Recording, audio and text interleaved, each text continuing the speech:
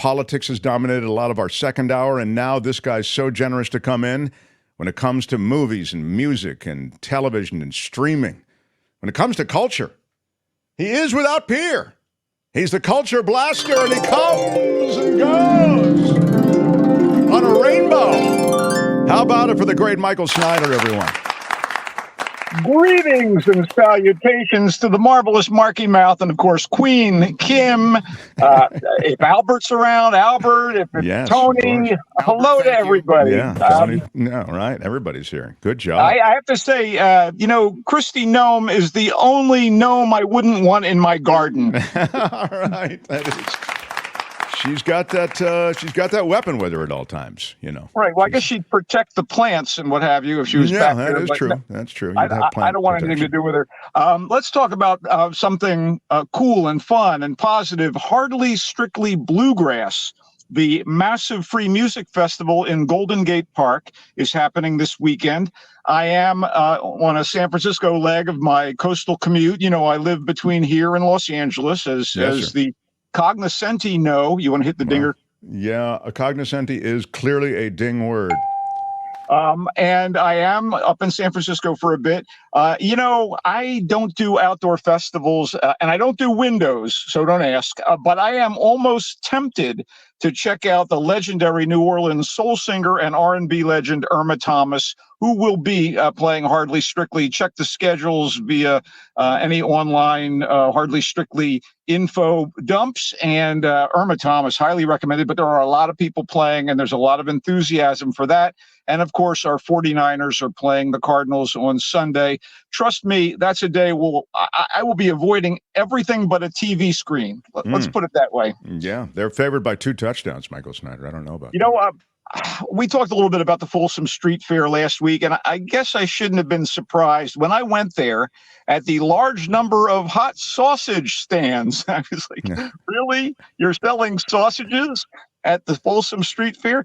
Look, despite people in full-body animal costumes and 2 guys I saw in Mandalorian helmets and little else, it was definitely not Disneyland. That's all I'll say about the Folsom Street Fair. One more quick note. You talked about the cleanest bathroom in America. Is that right? In Washington? That's right. There were porta potties everywhere at the Folsom Street Fair, and I don't know what was going on inside them, but I will tell you that every time I see a Honey Bucket brand porta potty, I feel a little queasy. There's just something about the name Honey Bucket that throws me off a bit. I don't know. Yeah. There's never been anything like this.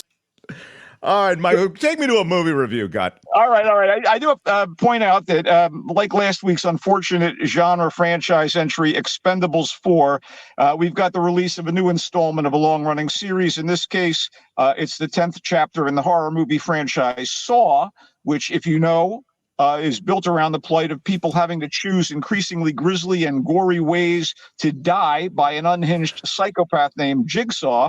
They never caught Jigsaw in all of this, huh? Yeah. So still out there. Saw 10 is marketed as Saw X, as in the Roman numeral. But did I see Saw? No, I didn't see Saw. Meaning no review here.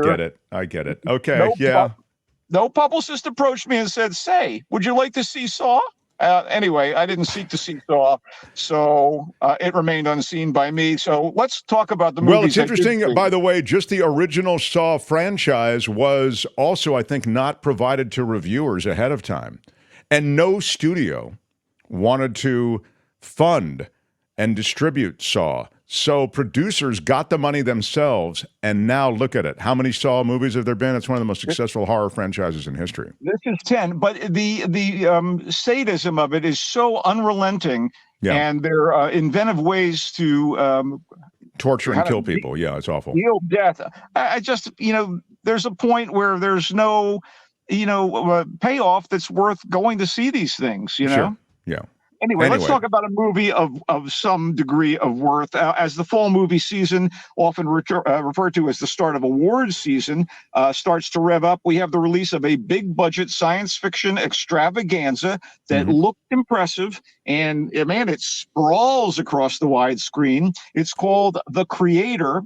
And despite its futuristic setting, it's not so far in the future that we don't hear familiar pop songs on the soundtrack. And oh, yeah, the main thrust is the viability and potential danger of artificial intelligence, robots, sentient or not, and the rights of such constructs. Yeah, it's the AI conundrum, which is in our faces a lot these days, whether it's about yeah. the uses of ChatGPT or the impact of AI on the creative arts, a significant element of the WGA and SAG strikes, right? Yeah. Anyhow, The Creator was directed by Gareth Edwards, whose Rogue One was the best Star Wars big screen spin-off to date, and whose 2014 revival of Godzilla was solid, but not quite as good as his first giant monster kaiju movie, 2010's Monsters, which, by the way, is worth seeking out on streaming. So expectations were high for The Creator, which is nominally about the future struggle for dominance between humans and human-like AI people. Put that in quotes. Yeah. Nominal. Yeah. John David Washington is Joshua, a black ops soldier in the war between America or its future equivalent, which has been victimized by an AI instigated catastrophe, and other AI on the planet. So this sort of America is trying to wipe out all AI, and a coalition of Asian territories is providing safe harbor to generally upstanding robots and androids. So the Western forces are sending in troops, supposedly in secret, to destroy the communities of AI, and basically collateral damage be damned. So wait a minute. So they're going to the Asian territories where they are fostering these kinds of AI robots, and so it's is that right? Okay. Yes. So they're doing what are ostensibly secret, operations, but I don't know. There are lots of explosions, Mark. It's tough to stay secret with all those explosions. Ostensibly, yeah. Thank you. Yeah. Go ahead. Yeah. In the tumult of one military operation, Joshua, an advanced scout who has gone native, is separated from his pregnant wife, played by Gemma Chan, coincidentally, of the great TV series Humans, which is also about AI sentience and rights, and also the Marvel movie Eternals. So anyway, Joshua doesn't know if his wife is dead or alive, and in the aftermath of that tragedy, he's conscripted to find a weapon in the Asian zone that was built to bring down humanity, and what he finds is not what he expected. So the actors, including Allison Janney as a hard-ass colonel, and Ken Watanabe as, I think, an android or a human-shaped AI, they're all great. The set pieces and effects are stunning to see, and the ideas are intriguing with the conflict's deliberate echoes of the Vietnam War. In a lot of ways, you feel like you're looking at Vietnam War footage, right? But robots. Anyway, the setup, the execution, and geopolitical nature of the conflict, and the provenance and the classes of AI are not clearly defined. And despite this spectacular nature, the end game is kind of borderline senseless. The creator suffers from sloppy world building, and that's on Edwards and his co-screenwriter, Chris Weitz, who has done great stuff in the past. As Dave Letterman's old comedian pal, George Miller, used to say, buy the premise and you buy the bit. I may have been dazzled by much of the creator, but I never thoroughly bought it. It's in theaters. And, caveat emptor. All right. What else do you have? Muzzle. Muzzle starts off promisingly as the story of a Los Angeles policeman and his partner, who happens to be a four-legged member of the LAPD Canine Corps. The cop, played by Aaron Eckhart, who got his start in the terrific low-budget drama In the Company of Men, and his dog, played by a German Shepherd, again, provenance unknown here, they're on patrol when they're called to a crime scene where the machinations of a violent, powerful gang of drug dealers set the story in motion. There are some good things about Muzzle, mostly the depiction of the bond shared by policemen and police dogs, but there are also a lot of gratuitous interactions between the cop and other humans that are not really fleshed out enough. It's directed in very conventional style by John Stolberg Jr., and it eventually descends into rather obvious cops and criminals conflict, but it's short on coherence and short on believable stakes. believable stakes. It's nice to see Stephen Lang, by the way, the heavy in the Avatar movies, playing an LAPD officer who trains the dogs for departmental use. Alas, Muzzle, despite its possibilities, is a dog. One on the shaggy side. Okay. It's in theaters and available for streaming. Muzzle. Ah, Muzzle. He looks like Reacher a bit, says Square. TJ Yeah, Hooker way better, says Champagne Wishes. Yeah, I'll tell you what, I am really excited for the second season of Reacher. Bring it on. Alan Richman is great. I'm really, that's, I think, in November or December. But let's move on to something Yes, sir. kind of fascinating and something I really enjoyed and not a big time suck. Are you ready? Yes, sir. Some may say that the filmmaker Wes Anderson is a bit on the smug, pretentious, and self-indulgent side. And when I say some, I mean me. But his intellectual gymnastics and his dry, deadpan wit and the bold, color-coordinated visuals of his movies can be thrilling, aided and abetted by the myriad A-list actors who eagerly agree to be part of his projects. You know, I may shrug or roll my eyes at Asteroid City and bemoan the unevenness of the French Dispatch, but I was enthralled by his Moonrise Kingdom, the Grand Budapest Hotel, and the fantastic Mr. Fox, the latter being his stop-motion animation adaptation of a book by the mordantly witty author Roald Dahl. Do you want to ding mordantly? I want to ding mordantly, I want to ding bemoaned, and I want to ding something else you said, and I can't think of what it was. So, all right, go ahead. Anyway, Dahl is also the writer behind Charlie and the Chocolate Factory and Matilda. So you basically can get the sensibility here. I am happy to report that the first of Anderson's 4 short films for Netflix, adapting some lesser-known works by Dahl, is quite a treat. It's called The Wonderful Story of Henry Sugar, and it concerns a wealthy guy known as Henry Sugar, naturally. He's played by Benedict Cumberbatch, who is part of Anderson's repertory cast for the 4 shorts. Sugar loves to gamble, learns of a guru played by Ben Kingsley, who can see without the use of his eyes, and decides to have the guru teach him the trick in order to win at gambling by seeing the faces of cards before they're turned. So it's a cool idea, and it goes in an unlikely place, and it's kind of uplifting. And the cast also features Ralph Fiennes as author Roald Dahl, Dev Patel as a researcher, and Richard Ayoade as a yogi, and 5 of the top liners play dual roles in the project, and most of them are slated to appear in the 3 other Anderson Dahl films. And kind of in typical Anderson fashion, The Wonderful Story of Henry Sugar looks fantastic and has his wry sensibilities, which align with Dahl's own. I would say this Sugar is a sweet little delight, and it comes in at roughly, 45 minutes, 39 minutes, not very long at all. So it's on Netflix, and so are the 3 other Dahl adaptations. I recommend Henry Sugar. Yeah, that's something. That's really terrific. Great. I'd like to hear it. Okay, so we didn't have time last week to talk about No One Will Save You, and it was absolutely meriting coverage because I thought it was really, really good. It's a alien invasion thriller starring Caitlin Dever, the young actress who was in Booksmart and various other films. She's on the rise. She's really wonderful in this. Unfriendly but scientifically curious extraterrestrials invade Earth, at first in what seems to be a one-ship exploratory mission. It isn't.